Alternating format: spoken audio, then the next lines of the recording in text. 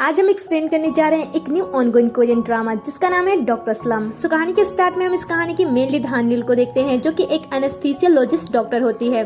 Anaesthesiologist के बारे में बात करें तो ये वो होते हैं जो ऑपरेशन स्टार्ट होने से पहले पेशेंट के बारे में हर एक इन्फॉर्मेशन पता करते हैं कि उस पेशेंट को पहले क्या हुआ था, उसे कौन कौन से प्रॉब्लम है और ऑपरेशन होते टाइम उस पेशेंट को क्या क्या जरूरत आ सकती है। इन सारी चीजों का ख्याल यही डॉक्टर रखते हैं। एपिसोड के स्टार्ट में जब हम न्यूल को देखते हैं तब उसके पेट में बहुत तेज से दर्द होने लगता है। वो आसपास के लोगों को देख रही होती है जो लोग अपने आम जिंदगी में व्यस्त होते हैं। कई सारे लोग इस समय बहुत ही ज्यादा खुश होते हैं, वहीं कई सारे लोग बहुत ही ज्यादा बिजी होते हैं। न्यूल ये सारी चीजें देखते हुए रोड को क्रॉस कर रही होती है, तभी उसके पेट में बहुत तेज से दर्द होना स्टार्ट हो जाता है, इसलिए वो वहीं पे बैठ जाती है और अपने आसपास के लोगों को देखने लगती है। तभी न्यूल के सामने से एक ट्रक आने लगता है। वो उस ट्रक को देखकर वहीं पे बैठी रह जाती है। वो समझ नहीं पाती है कि वो उस समय क्या करे। तभी ट्रक फुल स्पीड में तेजी से उसके पास आता है। वेल ये सीन यहीं पे कट हो जाता है और हम इधर देखते हैं कि यहाँ पे एक ऑपरेशन चल रहा होता है। ऑपरेशन करते टाइम कुछ कॉम्प्लिकेशन सामने आ जाती है जिसकी वजह से पेशेंट की हालत खराब हो जाती है और ब्लीडिंग स्टार्ट हो जाती है। इस समय कॉम्प्लिकेशन बहुत ही ज्यादा हाई हो जाता है जिसकी वजह से डॉक्टर इस पेशेंट को बचा नहीं पाता है और ये सीन यहीं पे कट हो जाती है। वेल इसके बाद हमें बुसान का 2009 का सीन दिखाया जाता है जहाँ पे हम इस कहानी की मेन लीड न्यूल को देखते हैं।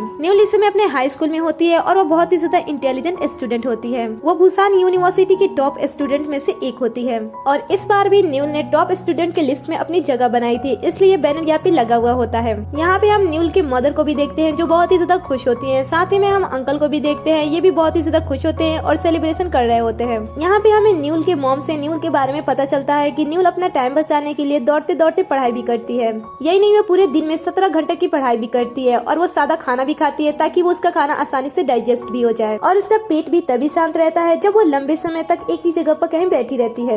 यही नहीं, वो फ्री टाइम में भी अपने आप को फ्री नहीं रखती है। वो उस टाइम भी पढ़ती रहती है ताकि उसका दिमाग किसी और चीज से डाइवर्ट ना हो जाए। इसलिए जब वो फ्री रहती है तब वो अपनी चीजों को अच्छी तरीके से डेकोरेट करने में निकाल देती है। न्यूल सोते जागते खेलते उठते बैठते हर समय सिर्फ एक ही काम करती है और वो होता है पढ़ाई। कभी कभी न्यूल को देखकर ऐसा लगता है कि उसका जन्म सिर्फ और सिर्फ पढ़ाई करने के लिए ही हुआ है और ऐसी बेटी पाकर उसकी मम बहुत ही ज्यादा खुश भी है। अब दूसरी तरफ हम कहानी के मेन लीड जंगवो को देखते हैं और ये भी न्यूल से कुछ कम नहीं है। ये भी बहुत ही ज्यादा पढ़ाई करता है और ये भी हमेशा टॉप का स्टूडेंट रहता है। आए दिन स्कूल में जो भी टेस्ट एंड एग्जाम्स होते हैं उनमें जो टॉप की रैंक से पास होता है, जिसकी वजह से हमेशा ये स्कूल के बैनर पे इसका नाम लगा रहता है।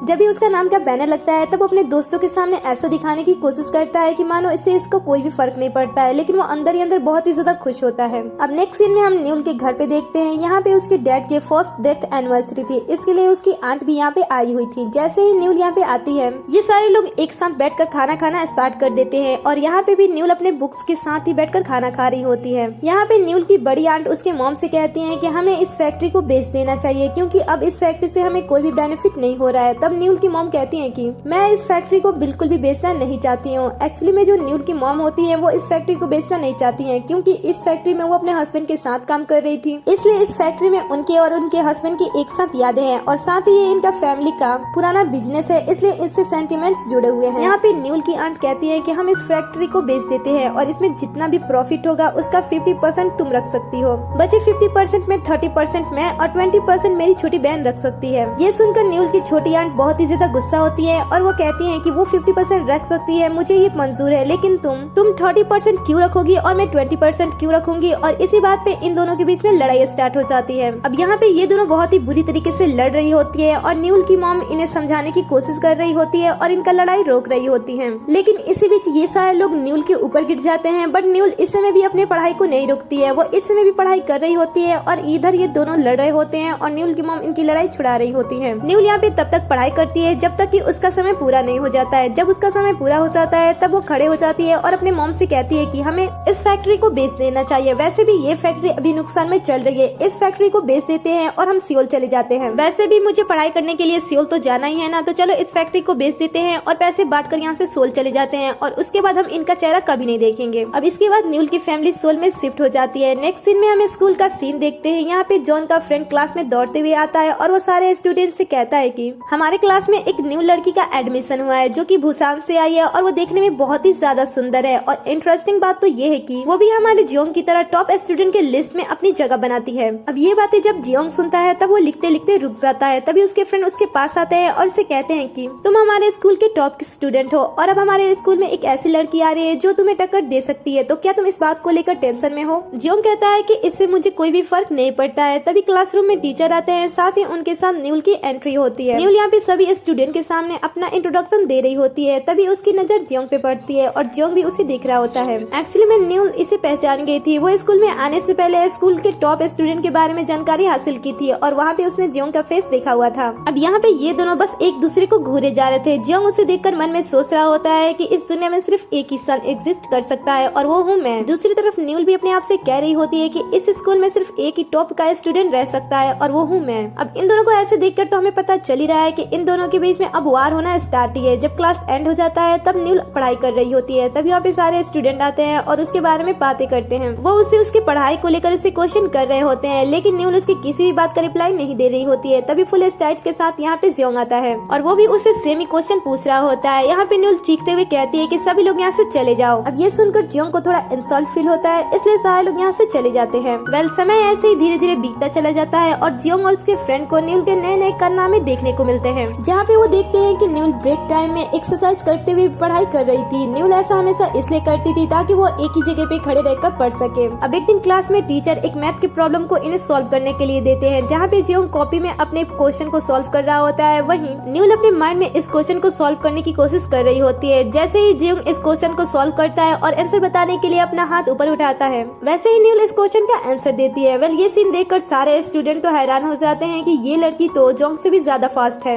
अब क्लास एंड होने के बाद जब सारे स्टूडेंट जा रहे होते हैं तभी जियोंग देखता है कि न्यूल किसी चीज को खा रही है। वो अपने फ्रेंड से पूछता है कि आखिर वो क्या खा रही है। तब उसके फ्रेंड उसे बताते हैं कि वो ड्राई कॉफी खा रही है, इसे उसे वॉशरूम जल्दी जल्दी जाना नहीं पड़ता है। ये सुनकर तो जियोंग हैरान हो जाता है और कहता है कि सच में ये लड़की तो पागल ही है, हमें इस लड़की से दूर ही रहना चाहिए। वेल, अब इसके बाद जियोंग जब भी न्यूल को देखता है तब उसे देखकर इनसिक्योर फील होता है। जब वो स्कूल में आता है तब वो देखता है कि उससे पहले ही न्यूल स्कूल में आ चुकी है। न्यूल जियोंग को देखकर फास्ट दौड़ने लगती है। तब जियोंग भी दौड़ने लगता है और उसके पास आ जाता है। ये देखकर न्यूल और भी फास्ट दौड़ना स्टार्ट कर देती है।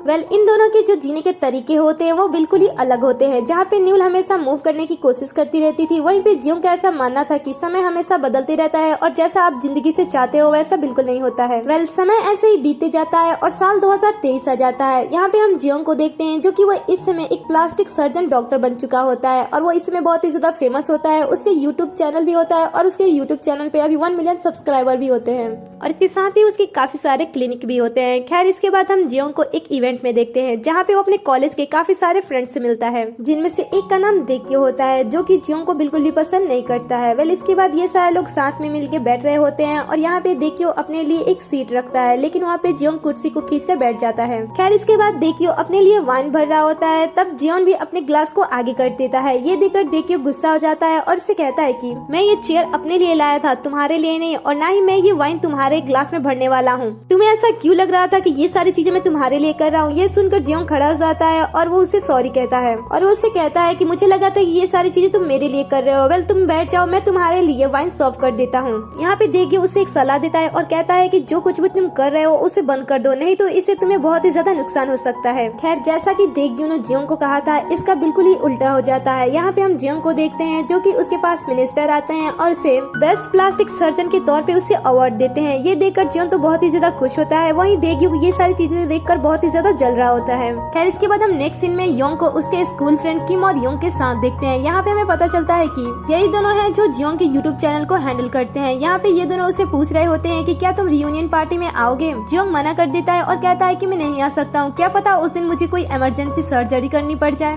ये सुनकर वह कहते हैं कि अगर न्यूल आती है तो क्या तुम रियूनियन पार्टी में आओगे। ये सुनकर जियोंग उसे कहता है कि आखिर तुम कैसी बातें कर रहे हो। इन तीनों को ही न्यूल के बारे में कुछ नहीं पता होता है कि वो इस समय कहाँ पे है और वो क्या कर रही है और वो कैसी है। जियोन यहाँ पे कहता है कि वो स्कूल टाइम में बहुत ही अच्छी स्टूडेंट हुआ करती थी, इसलिए वो इस समय किसी अच्छी जगह पे ही काम कर रही होगी। वेल, जैसा कि जियोंग न्यूल के बारे में बता रहा होता है, वैसा उसके साथ बिल्कुल भी नहीं हुआ था। न्यूल सक्सेसफुल तो हो चुकी थी, वो अपने सपनों को अचीव कर चुकी थी, लेकिन उसका जो सीनियर डॉक्टर है वो उसे हमेशा ही डांटता रहता है और उसे नीचे दिखाने की कोशिश करता है, जिसकी उसे न्यूल को हमेशा ही उससे माफी मांगनी पड़ती है। न्यूल को हमेशा इतना ज्यादा काम दिया जाता है कि वो कभी भी अपना प्रॉपर नींद भी नहीं ले पाती है। जब वो यहाँ पे अपना डांट का कोटा पूरा कर लेती है, तब वो बाहर अपने फ्रेंड्स के पास जाकर थोड़ा सा रिलैक्स कर रही होती है। तभी सामने से एक लड़की आती है और वो न्यूल को बताती है कि इमरजेंसी होने की वजह से एक ऑपरेशन अभी ही करना है, जिसकी वजह से तुम रेडी हो जाओ। न्यूल के फ्रेंड उसे वहाँ पे जाने से मना करते हैं और कहते हैं कि तुम बुरी तरीके से थक चुकी हो, इसलिए तुम जाने से मना कर दो, लेकिन न्यूल ऐसा नहीं करती है और कहती है कि मुझे जाना होगा। अब इसके बाद वो ऑपरेशन के पास चली जाती है। यहाँ पे आने के बाद वो ऑपरेशन की सारी चीजों को तैयार करती है और इसके बाद से ऑपरेशन होना स्टार्ट हो जाता है। नेक्स्ट सीन में हम जियोंग को देखते हैं, जिसकी लाइफ इसमें बहुत ही अच्छी तरीके से कट रही होती है। वो अपने एम्प्लॉय को खुश करने के लिए उनके लिए कॉफी लाता है। ये देखकर उसके सारे एम्प्लॉय बहुत ही ज्यादा खुश हो जाते हैं। वो कहते हैं कि इतना ज्यादा हैंडसम है और उसके बावजूद भी ये हमारी इतनी अच्छी तरीके से ख्याल रखता है। इधर हम न्यूल को देखते हैं, जो कि हार थककर अपने घर पे आती है, जहाँ पे उसकी मॉम उसे ऐसी हालत देखकर उसे पूछती है कि क्या तुम ठीक हो। तब न्यूल उसे बताती है कि मैं बस थक गई हूँ, इसलिए मेरे पेट में थोड़ा सा दर्द हो रहा है। न्यूल की मॉम उसे ऐसा देखकर उसके खाने के लिए कुछ बनाती है ताकि वो थोड़ा सा रिलैक्स कर सके। अब यहाँ पे न्यूल बैठी होती है और वो बैठे बैठे ही सो जाती है। तभी उसके पास हॉस्पिटल से कॉल आता है, जहाँ पे उसे तुरंत हॉस्पिटल में बुलाया जाता है और ये सारी चीजें छोड़कर न्यूल वापस से हॉस्पिटल चली जाती है। वेल, इस पार्ट को हम यहीं पे एंड करते हैं। आगे की स्टोरी देखने के लिए चैनल को सब्सक्राइब कर ले, साथ ही नोटिफिकेशन बिल को भी ऑन कर ले, जिससे कि आप हमारे हर एक वीडियो से अपडेट रहो।